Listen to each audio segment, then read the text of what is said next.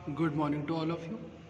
Last video explanation में हमारा topic चला था डी ब्लॉक एलिमेंट यानी डी ब्लॉक तत्व, जिसमें हमने हमारे डी ब्लॉक तत्व की कुछ प्रॉपर्टीज़ हैं जैसे मैग्नेटिक प्रॉपर्टी यानी कि इनके चुंबकत्व का गुण तथा कॉम्प्लेक्स आयन फॉर्म करने की जो टेंडेंसी होती है, जटिल यौगिक निर्माण की जो क्षमता होती है, उसके बारे में पढ़ा था। आज का हमारा जो टॉपिक हमें कंप्लीट करना है उसमें सबसे पहला टॉपिक है हमारा एटॉमिक रेडियस। हिंदी में से कहते हैं परमाणु त्रिज्या। एटॉमिक रेडियस या परमाणु त्रिज्या क्या होती है? जैसे कोई एक एटम है, फॉर एग्जांपल ये यहाँ पर हमने आयरन का एग्जांपल लिया हुआ है। 26 इसका एटॉमिक नंबर होता है, तो प्रोटॉन यहाँ पर प्रेजेंट होंगे 26। ये इसका न्यूक्लियस है। न्यूक्लियस के पास ये हमारा पहला शेल, फिर इस तरह से ये दूसरा शेल, तीसरा शेल। जब आप इलेक्ट्रॉनिक कॉन्फ़िगरेशन करते हैं आयरन का 26 का, तो ये आता है 2 1s2 2s2 2p6 3s2 3p6 4s2 3d6 यानी 2 8 14 2। तो बहुत ध्यान से समझिएगा कि परमाणु त्रिज्या का मतलब क्या होता है। किसी भी एटम में न्यूक्लियस के सेंटर से लेकर के जो आउटर मोस्ट शेल होता है, जो बाह्यतम कोश में जो इलेक्ट्रॉन पाया जाता है, उसके मध्य की त्रिज्या, उसके मध्य की दूरी जो है वो परमाणु त्रिज्या कहलाती है। यानी कि in any atom the distance between the centre of the nucleus and the electron present in outermost shell of that atom, that distance will called atomic radius of that particular element। किसी भी तत्व की जो परमाणु त्रिज्या होगी उसका अर्थ होगा कि उसके नाभिक के मध्य से लेकर के उसके बाह्यतम कोश में पाए जाने वाले इलेक्ट्रॉन के मध्य की जो दूरी होती है उसे हम क्या कहते हैं? परमाणु त्रिज्या कहते हैं, उसे हम एटॉमिक रेडियस कहते हैं। तो डी ब्लॉक एलिमेंट्स हों या हमारी पीरियोडिक टेबल में जितने भी एलिमेंट्स हैं, उनमें जब हम पीरियड में लेफ़्ट टू राइट जाते हैं, किसी आवर्त में लेफ़्ट से राइट जाते हैं, बाएं से दाईं तरफ जाते हैं, तो जो हमारे आवर्त की संख्या है वो समान रहती है। और जो हमारे आवर्त की संख्या, जो पीरियड का जो नंबर होता है, वो डिफाइन करता है हमारे नंबर ऑफ शेल्स को, यानी कोशों की संख्या को। तो जैसे हम बात करें हमारे फोर्थ पीरियड की, जिसमें हमारे डी ब्लॉक एलिमेंट पाए जा रहे हैं, स्कैंडियम है, टाइटेनियम है, वेनेडियम है, क्रोमियम है, मैग्नीज़ है, आयरन है, कोबाल्ट है, निकल है, जिंक है, कॉपर है, फिर जिंक है। तो ये जो हमारे एलिमेंट्स पाए जा रहे हैं, जैसे जैसे आप लेफ़्ट टू राइट जाओगे तो होगा क्या, इनके लिए नंबर ऑफ शेल्स तो सेम रहेंगे, यहाँ पर कोशों की संख्या तो एक समान है, लेकिन एक एक करके इनमें इलेक्ट्रॉनों की संख्या क्या होती जाती है? बढ़ती जाती है। जैसे स्कैंडियम के केस में 1 इलेक्ट्रॉन होगा, टाइटेनियम के केस में 2, यहाँ पर 3, यहाँ 4 इलेक्ट्रॉन। इस तरह से इलेक्ट्रॉनों की संख्या क्या होती बढ़ती है। जैसे जैसे बाह्यतम कोश में इलेक्ट्रॉनों की संख्या बढ़ेगी, वैसे वैसे नाभिक का जो प्रभावी बल होता है, यानी कि न्यूक्लियस का जो इफेक्टिव अट्रैक्शन फोर्स होता है, वो आउटर मोस्ट शेल पर बढ़ता जाता है। और जब ऐसा होता है तो हमारी जो आउटर मोस्ट शेल है वो धीरे धीरे जो होती है न्यूक्लियस के क्या आती है, पास आना प्रारंभ कर देती है, जिसके कारण से किसी भी आवर्त में बाएं से दाएं तरफ जाने पर, किसी भी पीरियड में लेफ़्ट टू राइट मूव करने पर हमारे एटम्स की जो एटॉमिक साइज होता है वो छोटा होता जाता है, यानी कि उनकी एटॉमिक रेडियस क्या होती है? छोटी होती जाती है। सारे तत्वों में जितने भी हमारे पीरियोडिक टेबल में एलिमेंट्स पाए जाते हैं, उन सब में यही है कि सेम पीरियड में लेफ़्ट टू राइट मूव करने पर एटॉमिक रेडियस की जो वैल्यू है वो कम होती है। ग्रुप में टॉप टू बॉटम की अगर हम बात करें तो ग्रुप में टॉप टू बॉटम क्या होता है? नंबर ऑफ शेल्स जो है बढ़ती आती है, 1 के बाद 2 3 4 5। तो भाई जैसे जैसे आप किसी समूह में ऊपर से नीचे जा रहे हो तो कोशों की संख्या बढ़ रही है, और जैसे जैसे कोश बढ़ेंगे वैसे वैसे परमाणु त्रिज्या का आकार तो बढ़ना ही है। क्यों? क्योंकि जो बाह्यतम कोश है वो दूर होता जाएगा। लेकिन जब हम एक ही आवर्त की बात करें, जैसे फोर्थ पीरियड की यहाँ हमने बात करी, और आप लेफ़्ट टू राइट मूव कर रहे हो, तो लेफ़्ट टू राइट मूव करने पे होगा क्या? लेफ़्ट टू राइट मूव करने पे ये होगा कि नंबर ऑफ शेल्स सेम रहेंगे, लेकिन शेल में इलेक्ट्रॉन्स के जो नंबर है वो बढ़ते जाएंगे। यानी कि कोश की संख्या समान है, वही चौथा ही कोश है, लेकिन एक एक करके उसमें इलेक्ट्रॉनों की संख्या बढ़ी, जिसके कारण से नाभिक का जो प्रभावी बल है वो बढ़ेगा। क्यों? क्योंकि न्यूक्लियस होता है पॉजिटिव चार्ज और इलेक्ट्रॉन होता है नेगेटिव चार्ज। पॉजिटिव और नेगेटिव एक दूसरे को अट्रैक्ट करते हैं, जितना ज़्यादा पॉजिटिव और नेगेटिव चार्ज होगा अट्रैक्शन उतना ज़्यादा, यानी कि ये विपरीत आवेश जितने ज़्यादा होंगे संख्या में, उनके बीच आकर्षण बल क्या होगा? उतना ही ज़्यादा होता है। तो इस वजह से होता क्या है कि जैसे जैसे इलेक्ट्रॉनों की संख्या बढ़ी कोश के अंदर, वैसे वैसे जो न्यूक्लियस इफेक्टिव चार्ज है, जो नाभिक प्रभावी बल है, वो बढ़ता जाता है, और उस कारण से किसी भी आवर्त में बाएं से दाएं तरफ जाने पर यानी किसी भी पीरियड में लेफ्ट टू राइट जाने पर हमारे एटम का साइज जो है छोटा होता जाता है। डी ब्लॉक एलिमेंट्स में भी ऐसा ही पाया जाना चाहिए था और पाया जाता है, लेकिन यहाँ पर न्यूक्लियस अफेक्टिव चार्ज यानी नाभिक प्रभावी बल के साथ साथ एक और बल काम करता है, उसको कहा जाता है स्क्रीनिंग इफेक्ट यानी कि परिरक्षणीय प्रभाव। जो स्क्रीनिंग इफेक्ट होता है वो न्यूक्लियस इफेक्टिव चार्ज से जस्ट अपोजिट होता है। समझिएगा कैसे। जैसे हमने यहाँ बात करी कि जब हम डी ब्लॉक एलिमेंट्स को फिल करने जाते हैं तो नंबर ऑफ शेल्स बढ़ जाती हैं। जो आउटर मोस्ट शेल है वो 4s2 होगी, यहाँ पर s के 2 इलेक्ट्रॉन पाए जाएंगे आयरन के केस में, और उसके ठीक अंदर वाली शेल कौन सी 3s2 3p6 3d6। S2 और S2 और P6 के अलावा इसमें अब कौन से सब शेल जुड़ गई, D सब शेल के इलेक्ट्रॉन भी यहाँ पर क्या होंगे, प्रेजेंट होंगे। और जब डी उपकोष के इलेक्ट्रॉन यहाँ पर उपस्थित हो जाते हैं तो ये क्या करते हैं, ये डी उपकोष के इलेक्ट्रॉन जो है यानी कि जो हमारी डी सबशेल के इलेक्ट्रॉन हैं वो एस सबशेल में पाए जाने वाले इलेक्ट्रॉनों को रिपेल करते हैं। भाई जैसे जैसे इलेक्ट्रॉनों की संख्या बढ़ रही है वैसे वैसे आपस में इनका प्रतिकर्षण भी तो बढ़ेगा, इनका रिपल्शन बढ़ता है। और पेनल्टीमेट ऑर्बिटल्स, जो बाह्यतम कोश होता है, जो आउटर मोस्ट शेल होता है, उससे ठीक अंदर वाली शेल को पेनल्टीमेट शेल या पेनल्टीमेट कोश कहा जाता है। तो पेनल्टीमेट कोश में इलेक्ट्रॉनों की संख्या बढ़ने के कारण एक प्रभाव बढ़ता है, उस प्रभाव का नाम है परिरक्षणीय प्रभाव यानी कि स्क्रीनिंग इफेक्ट। अब कहने का मतलब यह है कि जब हम लेफ्ट टू राइट जा रहे हैं तो आउटर मोस्ट शेल में इलेक्ट्रॉन्स के नंबर बढ़ रहे हैं, जिस कारण से न्यूक्लियर इफेक्टिव चार्ज नाभिक प्रभावी आवेश जो है वो बढ़ता है और जो बाह्यतम कोश है वो पास आना प्रारंभ कर देता है। लेकिन ठीक उसी समय जो उसका पेनल्टीमेट डी ऑर्बिटल है, जो उसका पेनल्टीमेट डी उपकोश है, उसमें उपस्थित इलेक्ट्रॉन क्या करते हैं, वो बाह्यतम कोश के इलेक्ट्रॉनों को रिपेल करना स्टार्ट कर देते हैं यानी कि प्रतिकर्षित करना प्रारंभ कर देते हैं, जिसके कारण परमाणु में यानी एटम में स्क्रीनिंग इफेक्ट अराइज हो जाता है, परिरक्षणीय प्रभाव उत्पन्न हो जाता है। इसी कारण से डी ब्लॉक तत्वों में जब आप बाएं से दाएं तरफ जाते हैं तो पहले परमाणुविक त्रिज्या का मान जो होता है वो क्या होता है, घटता जाता है। क्यों? क्योंकि न्यूक्लियस इफेक्टिव जो चार्ज है वो बढ़ता है। वैसे वैसे जो आपका आउटर मोस्ट शेल है, जो बाह्यतम कोश है, वो पास आता जाता है और आपका एटॉमिक साइज छोटा होता जाता है। लेकिन एक नंबर पर पहुंचने के बाद, फॉर एग्जांपल मैग्नीज तक पहुंचने के बाद, अब जो आपकी एटॉमिक रेडियस होगी उसमें न्यूक्लियस इफेक्टिव चार्ज के साथ साथ स्क्रीनिंग इफेक्ट भी क्या हो रहा है, बढ़ रहा है। क्योंकि डी ब्लॉक में इलेक्ट्रॉनों की जो संख्या है वो बढ़ती जा रही है। यहाँ पर 1 इलेक्ट्रॉन, 2, 3, 4, 5, अब तो 6 इलेक्ट्रॉन हो गए। तो जो स्क्रीनिंग इफेक्ट है, जो परिरक्षणीय प्रभाव है, वो बढ़ता है और परिरक्षणीय प्रभाव के कारण नाभिक से जो आपका बाह्यतम कोश है वो दूर जाने की कोशिश करता है और न्यूक्लियस इफेक्टिव चार्ज की वजह से पास आने की कोशिश करता है। इस कारण से उसकी एटॉमिक रेडियस में ज़्यादा कोई चेंज नहीं हो पाता है, ज़्यादा परिवर्तन नहीं हो पाता है। यानी कि अब जो आपकी परमाणु त्रिज्या है वो या तो बढ़ेगी या तो स्थिर रहेगी, लेकिन अब कम होना कम कर देती है। ये बात आपको ध्यान रखनी है atomic radius of D block element के केस में। यानी कि डी ब्लॉक तत्वों की परमाणु त्रिज्या के बारे में जब भी आप पढ़ेंगे तो आपको ये दोनों इफेक्ट ध्यान रखने हैं। न्यूक्लियस इफेक्टिव चार्ज की वजह से आउटर मोस्ट शेल जो है वो न्यूक्लियस के पास आने लगती है, इस वजह से एटम का साइज जो है छोटा होने लगता है, परमाणु त्रिज्या कम होने लगती है।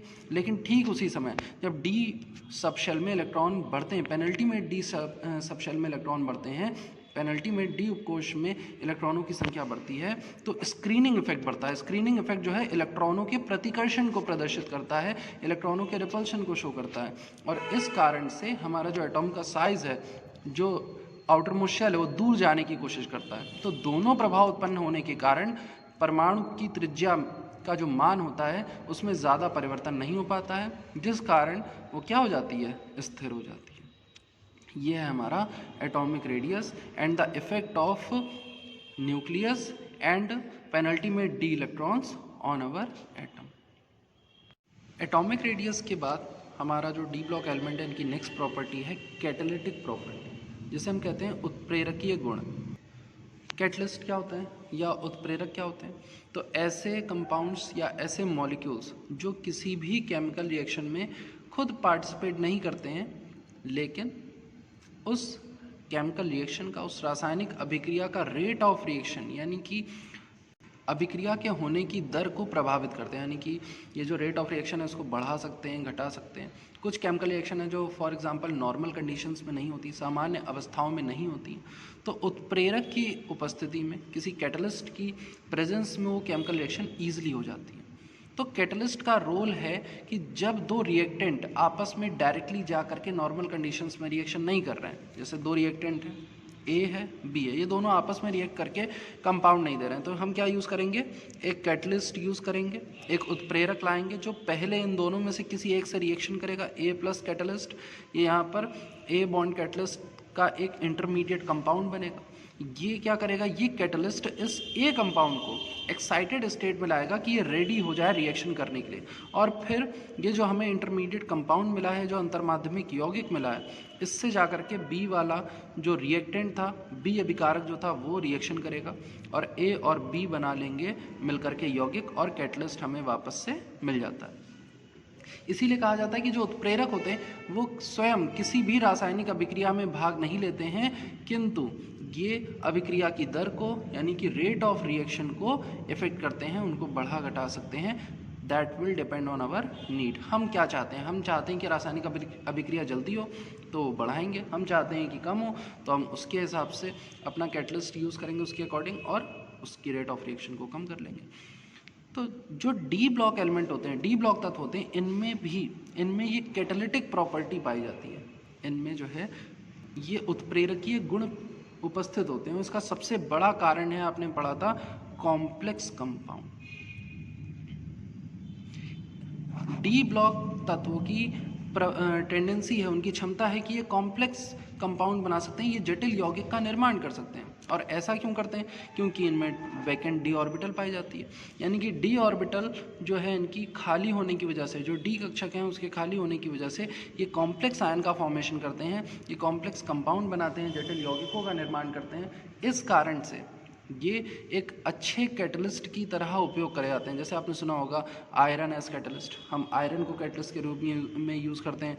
V2O5 वेनेडियम पेंटाऑक्साइड, ये हमारा कैटलिस्ट की तरह यूज़ होता है। तो कैटलिस्ट क्यों, क्योंकि हमने कहा कि हमें यहाँ पर क्या बनाना है, कैटलिस्ट की हेल्प से एक इंटरमीडिएट कंपाउंड बनाना है, एक अंतर्माध्यमिक यौगिक बनाना है, जो अभिकारकों को प्रिपेयर करता है, अभिकारकों को रेडी करता है कि वो जाकर के अभिक्रिया करें, रिएक्टेंट्स को प्रिपेयर करता है कि वो जाकर के केमिकल रिएक्शन दें। तो ये केवल वही कंपाउंड ये काम कर सकते हैं जो खुद क्या बना सकें, जो कॉम्प्लेक्स कंपाउंड बनाने की या जटिल यौगिक के निर्माणों की क्षमता रखते हैं, उनकी टेंडेंसी रखते हैं। तो हमारे जो डी ब्लॉक एलिमेंट होते हैं उनमें कैटलिस्ट प्रॉपर्टी पाई जाती है, उनमें उत्प्रेरक का गुण उपस्थित होता है। कारण, क्योंकि ये आसानी से जटिल यौगिक का निर्माण कर सकते हैं, कॉम्प्लेक्स कंपाउंड का फॉर्मेशन कर सकते हैं, एंड इनमें वैकेंट डी ऑर्बिटल पाई जाती है, इनमें रिक्त डी कक्षक उपस्थित होता है। तभी तो ए जो रिएक्टेंट होगा, जो हमारा कोई अभिकारक होगा, उसको अपनी डी ऑर्बिटल में, जो इनकी वैकेंट डी ऑर्बिटल है, जो खाली इनका डी कक्षक है, उसमें उसके इलेक्ट्रॉनों को आमंत्रित करेंगे कि आप आइए और एक्साइटेड स्टेट में कन्वर्ट होइए, आप उत्तेजित अवस्था में परिवर्तित होइए, और फिर जा करके किसी दूसरे अभिकारक से अभिक्रिया करिए। मतलब सामान्य अवस्था में, नॉर्मल कंडीशन में जो केमिकल रिएक्शन नहीं हो पा रही थी, वो कैटलिस्ट की प्रेजेंस में ईजिली हो जाती है। और हमारे D block element, D block तत्व जो हैं, वो ये प्रॉपर्टी शो करते हैं, उत्प्रेरकीय गुण प्रदर्शित करते हैं। For example V2O5 vanadium pentoxide जो होता है, जब हमें SO2 को SO3 में कन्वर्ट करना होता है, ये हमारा SO2 है और इसकी रिएक्शन हमें ऑक्सीजन से करानी है और हमें बनाना है SO3। लेकिन नॉर्मल कंडीशन में SO2 जो है वो O2 से रिएक्शन करके SO3 में कन्वर्ट नहीं होता है। इसके लिए हम क्या करते हैं, सबसे पहले हम SO2 की रिएक्शन कराते हैं V2O5 से। हमने वेनेडियम पेंटाऑक्साइड से रिएक्शन कराई, तो यहाँ पर फॉर्म होता है SO3 प्लस V2O4। V2O5 में वेनेडियम की जो ऑक्सीडेशन स्टेट होती है वो +5 होती है, और यहाँ पर V2O4 में इसकी ऑक्सीडेशन स्टेट +4 हो जाती है। लेकिन हमने कहा कि जो कैटलिस्ट है वो तो हमें एज इट इज़ मिल जाना चाहिए, तो हमारा V2O5 किस में कन्वर्ट हो गया, V2O4 में। अब ये V2O4 क्या करेगा, जा करके ये V2O4 इस ऑक्सीजन से रिएक्शन करके यहाँ पर बना लेगा V2O5 वैलेंसिंग के लिए, यहाँ पर 2V2, यहाँ पर 2V2O4। तो देखिए अब इसकी ऑक्सीडेशन स्टेट वापस से +5 हो गई, हमें हमारा V2O5 एज इट इज़ मिल जाता है। तो यहाँ पर हुआ क्या कि SO2 जो है वो नॉर्मल कंडीशन में ऑक्सीजन से रिएक्शन करके SO3 नहीं बना रहा था, तो इसके लिए हमने यहाँ पर कैटलिस्ट यूज़ किया, हमने उत्प्रेरक का उपयोग किया V2O5। SO2 ने V2O5 से रिएक्शन करी और SO3 में कन्वर्ट हो गया, और यहाँ पर हमारा V2O5 किस में कन्वर्ट हो गया, V2O4 में। ये होगा यहाँ पर इंटरमीडिएट ऑक्साइड, यानी कि अंतर्माध्यमिक यौगिक बन जाएगा ये, और फिर ये V2O4 जो है ये ऑक्सीजन से जा करके रिएक्शन करके वापस से क्या बना लेगा, V2O5। तो इस तरह से हमारे जो डी ब्लॉक एलिमेंट होते हैं, जो डी ब्लॉक तत्व होते हैं, वो उत्प्रेरक गुण प्रदर्शित करते हैं, कैटालिटिक प्रॉपर्टी शो करते हैं, और as a catalyst chemical reactions में यूज होते हैं। इसके बाद हमारा नेक्स्ट टॉपिक है फॉर्मेशन ऑफ कलर्ड कंपाउंड, यानी कि रंगीन यौगिकों का निर्माण। हमारे जो डी ब्लॉक तत्व होते हैं, जो डी ब्लॉक एलिमेंट्स होते हैं, इनके कंपाउंड जो हैं ये कलर्ड कंपाउंड बनाते हैं, यानी कि रंगीन यौगिक बनाते हैं। एस ब्लॉक तथा पी ब्लॉक तत्व जो होते हैं उनके यौगिक सामान्यतः या तो रंगहीन होंगे, कलरलेस होंगे, या फिर सफ़ेद होंगे, वाइट होंगे। नेचर में सिल्वर वाइट मैंने बताया था, सिल्वर के जैसे या चांदी के जैसे सफ़ेद होंगे। किंतु जो हमारे डी ब्लॉक एलिमेंट होते हैं, जो डी ब्लॉक तत्व हैं हमारे, इनके जो यौगिक होते हैं ये कलर्ड कंपाउंड बनाते हैं। रीज़न क्या है इसका? रीज़न है इसकी ऑर्बिटल्स। यहाँ पर हमें पता है 1 2 3 4 5 डी ब्लॉक में 5 ऑर्बिटल पाई जाती, 5 कक्षक उपस्थित होते हैं। नॉर्मल कंडीशन में जब हम डी ब्लॉक एलिमेंट की सिर्फ बात करेंगे, सिर्फ डी ब्लॉक तत्व की बात करेंगे, तो हमारे जो इलेक्ट्रॉन हैं वो इन 5 ऑर्बिटल्स में फिल होते हैं, 5 कक्षकों में भरे जाते हैं। लेकिन जब यही D block elements compound formation में जाते हैं, कोई यौगिक बनाने जाते हैं, तो इनके जो ये आप 5 ऑर्बिटल देख रहे हैं ये 2 कैटेगरी में डिवाइड हो जाते हैं। वो कैटेगरी होती है T2G एंड EG। ध्यान दीजिएगा, कंपाउंड फॉर्मेशन के समय यानी कि यौगिक निर्माण के समय हमारी जो डी ब्लॉक के 5 ऑर्बिटल होते हैं वो 2 पार्ट में डिवाइड हो जाते हैं। एक पार्ट होता है T2G ऑर्बिटल जिसमें आती हैं 3 ऑर्बिटल्स, और दूसरा पार्ट होता है EG पार्ट यानी कि EG ऑर्बिटल। ये T2G और EG जो डी ऑर्बिटल होती हैं, इन दोनों की एनर्जी भिन्न भिन्न होती है। इस तरह से देखिएगा, जब ये कंपाउंड बनाने जाएंगे तो यहाँ पर हमें मिल जाएगी T2G की 3 ऑर्बिटल्स, और यहाँ पे हमें मिल जाएगी EG की 2 ऑर्बिटल। इस तरह से हमारा जो 5 डी ऑर्बिटल्स हैं, 5 डी कक्षक हैं, वो हमारे 2 नए पार्ट में डिवाइड हो जाते हैं, T2G ऑर्बिटल और EG ऑर्बिटल, और इस प्रोसेस का नाम होता है DD स्प्लिटिंग। इसको कहा जाता है DD स्प्लिटिंग, यानी कि DD विखंडन। इस DD विखंडन या DD स्प्लिटिंग के बाद जो हमारे 2 नए ऑर्बिटल हमें मिलते हैं, T2G ऑर्बिटल और EG ऑर्बिटल, इसमें T2G ऑर्बिटल की एनर्जी जो होती है वो नॉर्मल D ऑर्बिटल्स के कंपैरिजन में ज़्यादा होती है, और EG ऑर्बिटल की जो एनर्जी है वो इसके कंपैरिजन में क्या हो जाती है, कम हो जाती है। जब हम इलेक्ट्रॉन फिल करते हैं, डी ब्लॉक ऑर्बिटल में इलेक्ट्रॉन हमारे प्रेजेंट रहते हैं, और वो इलेक्ट्रॉन जब यौगिक के निर्माण में पार्टिसिपेट करेंगे यानी कि कंपाउंड फॉर्मेशन में पार्टिसिपेट करेंगे, तो वो इलेक्ट्रॉन EG से T2G के बीच क्या करते रहते हैं, जंप करते रहते हैं और वापस आते रहते हैं। यानी कि वो जब बॉन्ड बनाने जा रहे हैं, जब यौगिक बनाने जा रहे हैं, तो ऊर्जा अवशोषित करेंगे, एनर्जी क्या करेंगे, एब्जॉर्ब करेंगे, तो उनकी ऊर्जा बढ़ जाएगी। जैसे ही ऊर्जा बढ़ी वो जंप करके कहाँ पहुँच गए, T2G ऑर्बिटल में, और फिर यहाँ पर ये अपनी एनर्जी का एमिशन करेंगे। इलेक्ट्रॉन क्या करेंगे, अपनी ऊर्जा को निकालेंगे बाहर और वापस से EG ऑर्बिटल में आ जाएंगे। तो जब ये अपनी ऊर्जा का उत्सर्जन कर रहे होते हैं, एमिशन कर रहे होते हैं, तो जो एनर्जी है वो हमें विभिन्न रंगों के रूप में दिखाई देती है। इसका सबसे अच्छा उदाहरण है, आप आयरन है, लोहे को कभी गर्म करिए, कभी किसी लोहार की दुकान पे जाइएगा और देखिएगा जब वो लोहे को गर्म करता है तो क्या होता है, लोहा गर्म होने पर लाल कलर का, रेड हॉट, लाल तप्त हो जाता है। क्यों हो जाता है? रीज़न है कि जब आयरन डी ब्लॉक एलिमेंट है, डी ब्लॉक तत्व है, नॉर्मल कंडीशन में था, आपने जब आयरन को नॉर्मल कंडीशन में रखा है तो आपके जो इलेक्ट्रॉन्स हैं वो डी ऑर्बिटल में प्रेजेंट थे, डी कक्षक में उपस्थित थे। लेकिन जैसे ही आपने उसको गर्म करना चालू किया, तो जब हम हीट करने की बात करते हैं तो ऑक्सीजन से रिएक्शन होगी। आयरन किससे रिएक्शन करेगा? जलने के लिए ऑक्सीजन से रिएक्शन करेगा। तो जब ऑक्सीजन से रिएक्शन करने जा रहा है तो उस कंडीशन में आप उसको हीट एनर्जी दे रहे हैं, गर्म कर रहे हैं, और हीट एनर्जी देने पर यहाँ पर प्रेजेंट इलेक्ट्रॉन्स की जो एनर्जी है वो क्या हो जाएगी, बढ़ेगी। जैसे बढ़ेगी तो जो डी ऑर्बिटल्स हैं वो स्प्लिट हो जाएगी, वो विखंडित हो जाएगी, किसमें, T2G और EG ऑर्बिटल में।